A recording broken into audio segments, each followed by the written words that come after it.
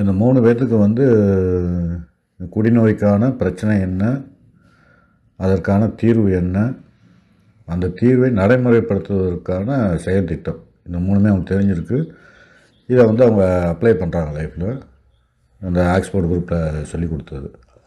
அவங்க என்னென்னா 5 கட்டளைகள் அப்படின்வாங்க, 5C அப்படின்வாங்க. கட்டளை, இறைவன் கட்டளைன்ற மாதிரி அந்த ஒரு அவங்க வச்சுருந்த அந்த ப்ரோக்ராம் வந்து அப்படி தான் இருந்தது. ஸோ அந்த ஸ்டெப்ஸை அந்த அவங்க ஆக்ஸ்போர்ட் குரூப்பில் ஸ்டெப்ஸை ப்ரோக்ராமை ஃபாலோ பண்ணி 3 பேர்த்துக்கு அந்த ஆன்மீக அனுபவம் கிடைக்கிது. அதன் மூலிமா அந்த குடியிலேருந்து வெளியில் வந்துடுறாங்க. ஸோ இப்போ இவங்க 3 பேர் சேர்ந்து வந்து அடுத்து வேலை பார்க்க ஆரம்பிக்கிறாங்க, இந்த மெசேஜை வந்து அடுத்து கேரி பண்ணுறதுக்கு. இன்னும் அதில் மிச்ச குடிகாரங்களுக்குலாம் எப்படி போய் இந்த செய்தியை வந்து எடுத்து சொல்ல முடியும். ஏன்னா ஏஐயோட கான்செப்ட் வந்து இன்னொரு குடிநோயாளிக்கு உதவி பண்ணுறது மூலியமாக தான் நான் குடிக்காமல் இருக்க முடியும். 2வது எனக்கு கிடைச்சதை நான் அடுத்தவங்களுக்கு பயந்துருக்க மூலிமா என்கிட்ட இருக்கிறத தக்க வச்சுக்க முடியும். இது வந்து ஸ்பிரிச்சுவல் ஆன்மீக கோட்பாடுகள் ஏஐயோடது. அடுத்து அந்த 3 பேர் சேர்ந்து அக்ரானில் 1935 வரைக்கும் வந்து கடினமான வேலையை பார்க்குறாங்க. போய் ஒவ்வொரு குடியாரில் தேடி போய் இந்த உடல் அலர்ஜி இருக்குது, மன ரீதியான வெறி இருக்குது, இதெல்லாம் வந்து சரி பண்ணணும்னா ஆன்மீக அனுபவம் வந்து பெற்று அதிலேருந்து குடியிலேருந்து வெளியில் வர முடியும். நாங்கள் எல்லாம் அப்படி தான் வந்திருக்கோம் அப்படின்னு அவங்களோட அனுபவத்தெல்லாம் வந்து ஷேர் பண்ணி நிறையா பேர்த்த கொண்டு வரதுக்கான முயற்சிகள் பண்ணுறாங்க. நல்லா யோசித்து பார்த்தோன்னா அப்போ அந்த டயத்தில் வந்து ஒன்லி டெலிஃபோன் மேபி இருந்திருக்கலாம், டெலிவிஷன் கூட, இப்போ டிவி கூட கிடையாது 1935. அதுக்கடுத்து இந்த கம்யூனிகேஷன் இன்றைக்கி இருக்கிற எல்லாமே லெட்டர்ஸு, போஸ்ட்டு இப்படி தான் இருந்திருக்கும். ஸோ அதனால் வந்து ஆளுகளை போய் சேர்றது வந்து ரொம்ப கஷ்டம். நான் ஒரு இடத்துக்கு போகணுன்னா மொதல் நாள் பேசும்போது சொல்லிடுவாங்க, நாளைக்கு இந்த இடத்துக்கு இத்தனை மணிக்கு நான் வந்துடுறேன் அப்படின்னா கரெக்டாக அத்தனை மணிக்கு அவங்க அங்கே போகணும். ஸோ இவ்வளோ ஒரு கண்டிஷனில் இருந்துருக்காங்க. கம்யூனிகேஷன், தொலைத்தொடர்பு இல்லாத காலங்கள் அதெல்லாம். ஸோ அந்த காலத்தில் அவங்க வந்து வேலை பார்த்துருக்காங்க. இந்த கேரி த மெசேஜ் செய்தியை வந்து மற்றவங்களுக்கு சொல்கிறது இருக்கும். ஸோ நிறையா வழிகள் ட்ரை பண்ணியிருக்காங்க. அதில் ஒரு சில வழிகள் எதாவது ஜெயிக்கிறச்சோ அந்த வழிகளை மட்டும் வச்சுட்டு தோற்கிற முயற்சிகள் எல்லாத்தையும் கைவிட்டுருக்காங்க. ஏன்னா உதாரணத்துக்கு பார்த்தோம்னா ஒரு பாபன் என்ன பண்ணியிருக்காங்கன்னா, குடியாரம் வந்தாங்கன்னா அவங்கள உடம்பை சரி பண்ணுறதுக்காக ஒரு ஜூஸ்லாம் கொடுத்துருக்காரு. சோர் கிராட் ஜூஸ் அப்படின்வாங்க, அமெரிக்காவில் சொல்லக்கூடிய ஒரு ஜூஸு, பழ ஜூஸு. அதெல்லாம் அதில் தேனில் கலந்து அதை கொடுத்துருக்காரு. விட்டமின் நிறையா வரும், அந்த உடல் வந்து தெம்பு வந்துடும் அப்படின்ட்டு. ஸோ அப்போ தான் வந்து அவங்க இதெல்லாம் மெசேஜ் கேட்க முடியும், ஒத்துழைக்க முடியும் அப்படின்ட்டு. ஸோ இதில் என்னென்னா ஒரு சிலருக்கு அது இந்த பல ஜூஸ் எல்லாம் ஒத்துக்கிறாமல் ஒரு சிலர்லாம் இறந்துட்டாங்க. ஸோ அதுக்கப்புறமேட்டுக்கு அதை ஸ்டாப் பண்ணிவிட்டு இது உதாரணத்துக்கான ஒரு விஷயம். இது மாதிரி நிறையா விஷயங்களை வந்து முயற்சி பண்ணி பார்த்துருக்காங்க. ஒவ்வொரு தோல்வியிலே வரதே கழிச்சிட்டு எந்தெந்த விஷயங்கள் வந்து ஜெயிக்குதோ அந்த விஷயத்தை மட்டும் அவங்க தக்க வச்சுட்டே இருந்திருக்காங்க. ஸோ இப்போ என்ன ஆகுதுன்னா, அவர் புரோக்கரு 1935 கடைசியில் வந்து அவர் திருப்பி வந்து எங்கள் நியூயார்க் வந்துடுறாரு. ஸோ இப்போ ஏற்கனவே என்ன ஆச்சுன்னா, அங்கே குரூப் வந்து 3 பேர் சேர்ந்து 2 பேர் சேர்ந்தனைக்கு அந்த ஏஐ குழு வந்து உருவாயிருச்சு.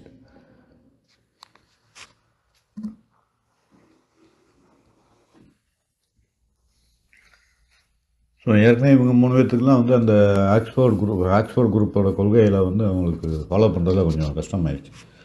என்ன அப்படின்னா, அவங்க வந்து எல்லாமே கட்டளைகள், இப்படித்தான் இருக்கணும், இத்தனை மணிக்கு அத்தனை மணிக்கு வரணும்.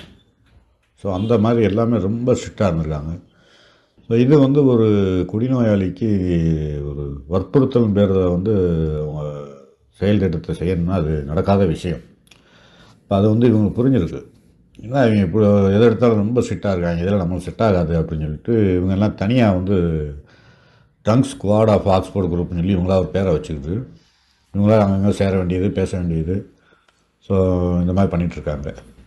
ஸோ இப்போ திருப்பி பில்லு நியூயார்க் திரும்பி வந்ததுக்கப்புறம், அக்ராலேருந்து நியூயார்க் வந்ததுக்கப்புறம் அவர் திருப்பி இதேமாதிரி அங்கே இருக்க குடிநோயாளிகள்லாம் போய் இந்த குடிநோய் என்ன இதெல்லாம் வந்து திருப்பி சொல்கிறாரு. இதனால் வந்து அளவோடு குடிக்க முடியல, குடிக்காமல் இருக்க முடியல, அந்த ஒவ்வாமை, மன ரீதியான வெறி, இந்த ஸ்பிரிச்சுவல் இது எல்லாத்தையும் சொல்கிறாரு. அப்போ நியூயார்க்கில் வந்து 2வது குழு வந்து உருவாகுது அங்கே. ஸோ பேக்ரவுண்டில் வந்து அவங்க பில்லும் டாட்ஸனும் பாபும் டாட்ஸனும் சேர்ந்து அங்கே மெசேஜை கேரி பண்ணிகிட்ருக்காங்க. அங்கே அந்த குழுவில் அவருக்கு சொல்கிற குழுவில் வர்றவங்களாம் ரெக்கவரி ஆகி திருப்பி அவங்க ஒருத்தராக வந்து புதுசாக குழு உருவாகிட்டே இருக்காங்க. அதே மாதிரி பில்லுங்க நியூயார்க் வந்தவர் இவரும் அந்த மெசேஜை சொல்லிவிட்டு புதுசாக ஆளுக வர அட்ராக்ஷனில் வர்றாங்க. அவங்களையும் குடிக்காமல் மாற்றிட்டு அதில் ரெக்கவரி ஆகிறவங்களாம் திருப்பி அவங்க ஒரு குரூப்பை ஸ்டார்ட் பண்ணுறாங்க. ஸோ இது வந்து என்ன 1935லேருந்து 37 வரைக்கும் இது நடக்குது. 1937 வந்து பில்லு திருப்பி ஆக்ரான் போகிறாரு ஒரு பிஸ்னஸ் விஷயமாக தான். ஸோ அப்போ போய் அவர் பாபா பார்க்குறாரு. நான் பாபா எல்லாம் எப்படி போயிட்டுருக்கு அப்படின்னு கேட்குறாரு. நிறையா பீப்புள் வந்து சோபர் ஆகிட்டுருக்காங்க, குடிக்காமல் குடியிலேருந்து வெளியில் வந்துகிட்ருக்காங்க. இந்த 3 விஷயம் சொல்ல ஆரம்பித்ததுலேருந்து. ஸோ அப்போ எல்லாம் எத்தனை பேர் இருப்பாங்கன்றப்ப அவங்க கவுண்ட் பண்ணி பார்க்குறாங்க. அவன் இவன் அப்படின்னு சொல்லி கனெக்ட் பண்ணி பார்க்கும்போது ஒரு 40 பேர் வந்து இருக்காங்க. இவங்க சொன்ன அந்த 3 வழிமுறைகளையும் ஃபாலோ பண்ணி ஒரு 40 பேர் வந்து குடிக்காமல் ரெக்கவரியில் இருக்காங்க.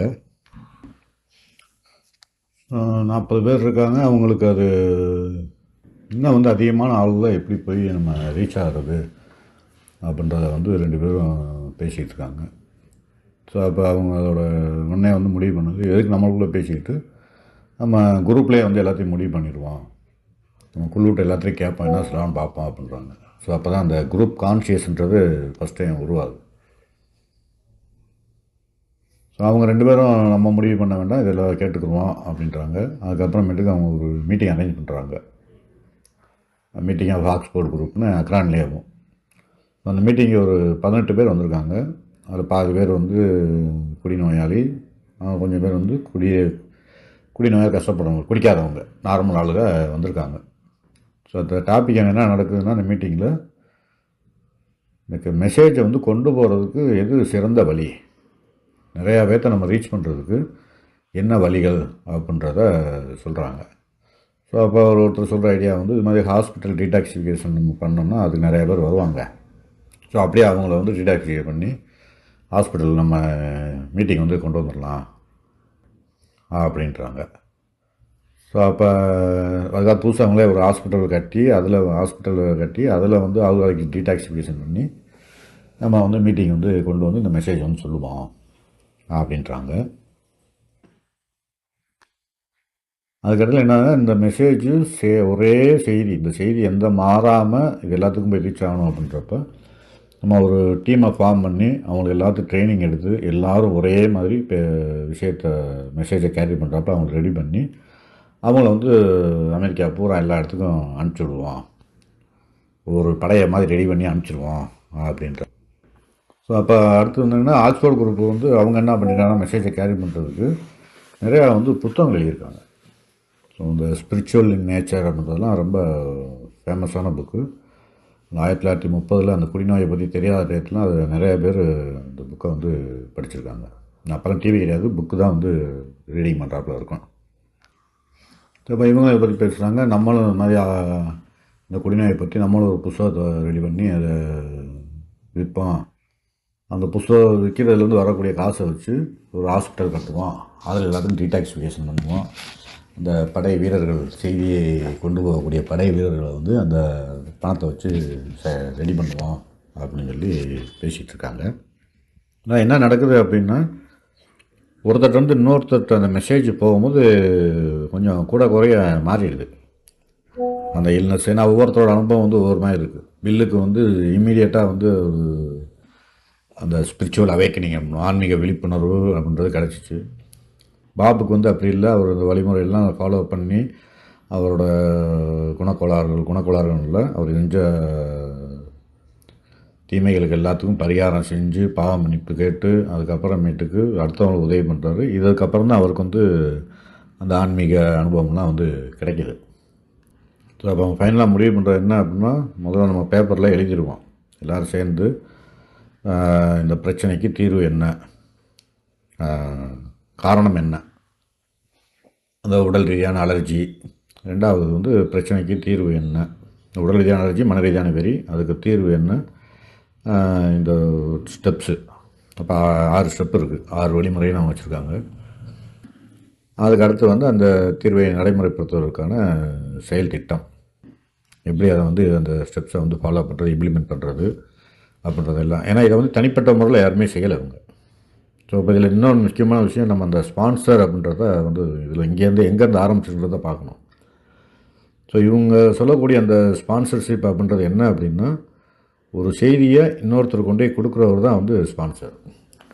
ஸோ அப்போ பில்லுக்கு ஸ்பான்சர் வந்து எபிடேச்சர், பாபுக்கு ஸ்பான்சர் வந்து பில்டபிள்யூ. ஸோ இந்த மாதிரி தான் இப்போ அவங்க நடந்துகிட்டு இருந்திருக்கு. ஸோ இப்போ அந்த அடுத்து வரவங்களாம் வந்து அடுத்த செய்தியை கொண்டு போகும்போது அந்த இவங்க கண்டுபிடிச்ச விஷயங்கள் எல்லாமே கொஞ்சம் கொஞ்சமாக மாற ஆரம்பிச்சிருக்கு. அப்போ இதை வந்து நம்ம ஸ்ட்ரிக்டாக ஃபாலோ பண்ணணும். இதை ரிட்டனாக எழுதி வச்சுட்டு கையில் எழுதிட்டு ஒரு புக்காக ரெடி பண்ணிடணும். அதை யாருமே வந்து எத்தனை தலைமுறை வந்தாலும் அதை மாற்றக்கூடாது. ஸோ அதுக்கு முன்னாடி இவங்க என்ன பண்ணால் என்னென்ன விஷயங்கள்லாம் வந்து இவங்களுக்கு ரெக்கவரி ஆகிறதுக்கு உதவியாக இருந்திருக்கோ அந்த விஷயங்கள் மட்டும் தான் வச்சுருக்காங்க. மிச்சம் எல்லா முயற்சிகள் வந்து தோல்வி அடைஞ்ச முயற்சி எல்லாத்தையுமே வந்து ஒதுக்கிட்டாங்க. 37 வந்து அவங்க அந்த ட்ரை பண்ணி பிக் புக் எழுதுறதுக்கான முயற்சிகள் வந்து ஸ்டார்ட் பண்ணிட்டாங்க. ஸ்டார்ட் பண்ணி எழுதிட்டுருக்காங்க. அதுக்கு முன்னாலே அந்த குரூப் மூலிமா அந்த 40 பேர் வந்து ரெக்கவரி ஆகி ஒரு 100 பேர்த்துல வந்திருக்கு. இதில் ஆண்களும் இருக்காங்க, பெண்களும் இருக்காங்க. 1939 வந்து அந்த பிக் புக் வந்து வெளியில் வருது. ஸோ இந்த பிக் புக்கோட கதை வந்து பெரிய கதை இருக்குது. ஏன்னா இவர் பில் நிறையா எழுதி கொண்டு வர்றாரு. இன்றைக்கும் பார்த்தீங்கன்னா இப்போ ஒரு 2 வாரம் 1 மாதம் தான் பார்த்தேன். அவர் பில்லு கையில் எழுதின அந்த மேனுஸ்கிரிப்ட், அதாவது புக்காக பிரிண்ட் பண்ணுறதுக்கு முன்னால் எல்லாத்தையும் உட்காந்து கையில் எழுதி கொண்டு வந்திருக்காரு. அந்த கையில் எழுதின பேப்பரை வந்து 24 கோடிக்கு ஒருத்தர் வேலை எடுத்திருக்காரு. யூடியூப்பில் நெட்டில் போட்டால் வரும். பில் மேனுஸ்கிரிப்டு அப்படின்னு போட்டால் 24 கோடிக்கு வந்து அந்த ஒருத்தர் வந்து ஏழை எடுத்திருக்காரு. அவர் ஏஐ மூலிமா ரெக்கவரியான ஒரு கோடீஸ்வரன். ஸோ அந்த புக்கெல்லாம் எழுதி முடிச்சுட்டாங்க. எழுதி முடிச்சுட்டு கடைசியில் இதுக்கு பேர் வைக்கிறதுக்கான என்ன பேர் வைக்கலான்னு சொல்லி அதுக்கு ஒரு டிஸ்கஷன் மீட்டிங் நடக்குது. இப்போ ஒவ்வொருத்தரும் ஒரு ஐடியா சொல்கிறாங்க. பில்லு வந்து ஏன் பேரை வையா அப்படின்றாரு. இன்னொருத்தவங்க வே அவுட் அப்படின்னு சொல்கிறாங்க. ஸோ அப்போ சொல்கிறது இதில் வந்து எல்லாமே நம்ம வந்து அனானிமஸாக இருக்கணும். நம்ம யாருன்றது வெளியில் வந்து ஃபோக்கஸ் ஆகக்கூடாது. நம்மளோட தத்துவங்கள் மட்டும்தான் போகணும். அதனால் இது வந்து அனானிமஸாக இருக்கட்டும். ஸோ இப்போ அனானிமஸாக இருக்கக்கூடிய குடியாரங்க அப்படின்றப்ப அந்த ஆல்காலிஸ் அனானிமஸ்ன்றது ஸ்ட்ரைக் ஆகிருக்கு. ஓகே, எல்லாருமே அதை அக்செப்ட் பண்ணிட்டாங்க. சரி, புக்குக்கு வந்து ஆல்காலிஸ் அனானிமஸ்னே வச்சுருவோம் அப்படின்ட்டு. ஏன்னா புக்கு பேர் ஆல்காலிஸ் அனானிமஸ், நம்மளோட ஆர்கனைசேஷன் பேர் வந்து ஆல்காலிஸ் அனானிமஸ். சரி, இதுதான் பெரிய பியூட்டி. எல்லா இடத்துலையும் பார்த்திங்கன்னா நிறைய இடத்துல வந்து இந்த ரெண்டுமே வேறு வேறு இருக்கும். அந்த மையத்தோட பேர் வேறு இருக்கும். புக்கு வந்து நிறையா புக்கு இருக்கும். ஒவ்வொரு புக்கும் ஒவ்வொரு பேர் இருக்கும். ஸோ இங்கே நம்ம இதில் வந்து ரெண்டுக்குமே ஒரே பேர், பெரிய பியூட்டி அதுதான். ரெண்டாவது, இந்த குடியை பற்றி நிறையா புக்கு வந்திருந்தாலுமே ஆல்காலிஸ் அனானிமஸ்ன்ற பேரில் எந்த புக்குமே அந்த உலகத்துலேயே இல்லை. ஸோ இப்போ இது வரைக்கும் பேர் இல்லாமல் இருந்தவங்களுக்கு வந்து அந்த ட்ரங்க் ஸ்குவாட்னு ஆக்ஸ்போர்டு குரூப்பில் இவங்களாம் பேரை வச்சுருந்ததுக்கு இவங்க அன்றைக்கி தான் ஒரு நேம் உருவாகுது. நம்ம எல்லாம் ஆல்காலிஸ் அனானிமஸ்னு அமைப்பை சேர்ந்தவங்க அப்படின்றது. ஸோ அதான் முக்கியமான விஷயம். நம்மகிட்ட இருக்கிறது 2 ஆல்காலிஸ் அனானிமஸ். ஒன்று வந்து பிக் புக் ஆல்காலிஸ் அனானிமஸ்ஸு, இன்னொன்று வந்து தோழமை இயக்கம். அந்த நம்ம மீட்டிங்கு குரூப்பு இது எல்லாமே சேர்ந்தது வந்து இன்னொரு ஆல்காலிஸ் அனானிமஸ்ஸு. ஸோ ரெண்டுலேயும் வந்து வேறு வேறு செயல்கள் வந்து நடக்குது. அதாவது இதில் வந்து பிக் புக்கில் ரெக்கவரி ஆகிறதுக்கான வழிகள் என்ன அப்படின்றது எல்லாமே அதில் கிளியராக இருக்கும். பட் அதை செய்கிறதுக்கு ஒரு உதவி வேணும் அப்படின்றப்ப அது வந்து அந்த தோழமை மூலிமா தான் கிடைக்கும். தனிப்பட்ட முறையில் நான் பிக் புக்கை வச்சு படித்து செய்கிறன்றது ரொம்ப கஷ்டம். ஏன்னா ஆரம்பத்தில் இருந்திருக்காங்க, ஆனால் அடுத்து வர வர வந்து நிறையா பேர் அதனால் ஃபாலோ பண்ண முடியாமல் போயிடுது. ஸோ இப்போ அந்த 1939 என்ன இருக்குன்னா, பிக் புக்கு இருக்கிற ஆல்காலிஸ் அனானிமஸும் ஃபெலோஷிப் ஆல்காலிஸ் அனானிமஸும் ஆல்மோஸ்ட் சேமாக இருந்திருக்கு. ஏன்னா எல்லாமே இதை படித்து இதில் இருக்க விஷயங்களை தான் வந்து அவங்களோட அனுபவம் மூலிமா வந்து மீட்டிங்கில் பேசுகிறாங்க, அடுத்தவங்கள்ட்ட வந்து செய்தியை சொல்கிறாங்க. அந்த புக்கை விற்க ஆரம்பிக்கிறாங்க. அப்போ கலிஃபோர்னியாந்து ஒரு ஆள் வந்து இந்த புத்தகத்தை வாங்கி படித்து அதில் இருக்க அந்த வழிமுறையை ஃபாலோ பண்ணி அவர் ரெக்கவரி ஆகி அங்கே ஒரு குரூப்பை ஸ்டார்ட் பண்ணுறாரு. ஏன்னா அவங்க ஒவ்வொரு ஊராக போயெல்லாம் வந்து செய்தியை சொல்கிற அளவுக்கான வசதிகள்லாம் இன்றைக்கி கிடையாது. ஸோ அதனால் இந்த பிக் புக்கு சேல்ஸாக ஒவ்வொருத்தரும் அந்த புக்கை படிச்சுட்டு இந்த புக்கில் இருக்க இதை அப்ளை பண்ணி அது மூலிமா வந்து ரெக்கவரி ஆகிட்டே இருக்காங்க. அந்த ரெக்கவரி ஆனவங்க எல்லாம் வந்து அடுத்து புதுசாக வந்து அவங்க ஒரு குழுவை உருவாக்கி இந்த கண்டினியூஸாக அந்த ப்ராசஸ் திருப்பி அதை நடந்துக்கிட்டு. ஸோ இப்போ அந்த ஆளு கூட வந்து அப்போ தான் வந்து அவங்க அந்த தோழமை இயக்கத்தோட சக்தியை வந்து உணர்றாங்க. இந்த ப்ரோக்ராம் வெறும் பிக் முக்கிட்டு இருந்தால் கூட பத்தாது, இந்த ஃபெலோஷிப் இருக்கிறதுனால தான் இது எல்லா பேரும் அதை வந்து ஃபாலோ பண்ண முடியுது. நான் மீட்டிங் போகிறேன் எப்படின்னா அவர் ஒருத்தர் ஷேர் பண்ணுவார், எனக்கு அதை அட்ராக்ஷன் ஆகும், நானும் அதே மாதிரி பண்ணணும் அப்படின்னு நினைக்கிறேன். இதெல்லாம் வந்து அந்த தோழமையினால தான் அந்த குழு மீட்டிங் இதில் தான் வந்து நடக்குது அப்படின்றத அவங்க உணர ஆரம்பிச்சிடறாங்க. ஸோ அப்போ இங்கே என்னன்னா அந்த திருப்பி இந்த கேள்வியெல்லாம் வர்றவங்க கேட்குறாங்க, ஏன் எல்லாத்தையுமே வந்து எக்ஸாக்டாக ஃபாலோ பண்ணணுமா அப்படின்றது. ஏன்னா அப்போ வந்து பில் வந்து அங்கே ஆக்ஸ்போர்ட்டுக்குள்ளே வந்ததுனால இவர் ரொம்ப ஸ்ட்ரிக்டாக இருக்காரு, இப்படி தான் பண்ணணும் அப்படின்றத சொல்லிகிட்டு இருக்காங்க. இப்போ அடுத்து வந்தவங்களெல்லாம் வந்து கொஞ்சம் கொஞ்சமாக அது மாறி வந்து உனக்கு எது வேணுமோ நீ அதை செய், இதை செஞ்சால் இது நல்லாயிருக்கும், எதுவுமே வந்து கட்டாயம் கிடையாது அப்படின்றது எல்லாத்தையும் வந்து கொண்டு வர்றாங்க. ஸோ அந்த டயத்தில் நடந்துட்டு என்னென்னா நிறையா மக்கள் வந்து மறுவாழ்வு மையத்துலேருந்து வர்றாங்க, ட்ரீட்மெண்ட் சென்டர்லேருந்து. ஸோ அவங்களுக்குலாம் வந்து அங்கே அவங்க சொல்லிக் கொடுக்குறது என்ன அப்படின்னு கேட்டிங்கன்னா குரூப் தெரப்பி அப்படின்றாங்க. அதுபோக வந்து டிஸ்ஃபங்க்ஷனல் ஃபேமிலி, அவங்க ஒரு வேறு விவரமாக வந்து சொல்லிக் கொடுக்குறாங்க ரெக்கவரியை பற்றி. அடுத்தவங்களுக்குள்ள ஒரு வேற்றுமை, அவன் ஏன் நல்லா இருக்கான், உன்னால் ஏன் இருக்க முடியல, இதெல்லாம் வந்து சொல்லித்தராங்க. ஸோ இப்போ இந்த ட்ரீட்மெண்ட் சென்டர்லேருந்து வெளியில் வந்தவங்களாம் திருப்பி வர ஆரம்பிக்கிறாங்க, எங்கள் மீட்டிங் வர ஆரம்பிக்கிறாங்க. அவங்க ஏற்கனவே அங்கே கற்றுக்கிட்டது வேறு, அதையும் வந்து கன்ஃபியூஸ் பண்ணுறாங்க. அப்போ அப்படியே வந்து அந்த ப்ரோக்ராம் வேறு, ஃபெலோஷிப் வேறையா வந்து சேஞ்ச் ஆக ஆரம்பிக்குது. அப்போ தான் இவங்க ஒவ்வொருத்தரும் ஒவ்வொரு அனுபவத்தில் ஒரு வார்த்தையை சொல்கிறாங்க. இப்படி என்ன பியூட்டி அப்படின்னா நிறையா பேர் அந்த மீட்டிங்கு ஃபெலோஷிப்லேயே வந்து நிறையா பேர் வந்து கொஞ்சம் குடிக்காமல் டயத்தை தள்ளிக்கிட்டு இருக்காங்க. இப்போ இந்த மீட்டிங்கில் வந்து ஒவ்வொருத்தரும் ஒவ்வொரு விதமாக சொல்கிறாங்க. ஏன்னா இப்போ நம்ம இங்கே இருக்கிற மாதிரி 90 days 90 மீட்டிங்கு, ஹால்ட் ப்ரோக்ராமு, ஹவ்வு, இந்த மாதிரி அவங்க ஒவ்வொருத்தரோட அனுபவத்தை சொல்லும்போது அதை வந்து அடுத்து புதுசாக வரவங்க வந்து இதுதான் ப்ரோக்ராம்ன்றதை எடுத்துக்க ஆரம்பிக்கிறாங்க. நம்ம அடுத்து வரக்கூடிய ஆடியோஸ்லாம் பார்க்க போகிறது வந்து ஒன்லி அந்த 100 பேர் ஃபாலோ பண்ண அப்ரூவல் பண்ண அந்த ஆல்கஹாலிக்ஸ் அனானிமஸ் புக்கில் என்ன போட்டிருக்கோ இது வரைக்கும் எதையுமே மாற்றாமல் இருக்கக்கூடிய ஒரே புஸ்தகம்.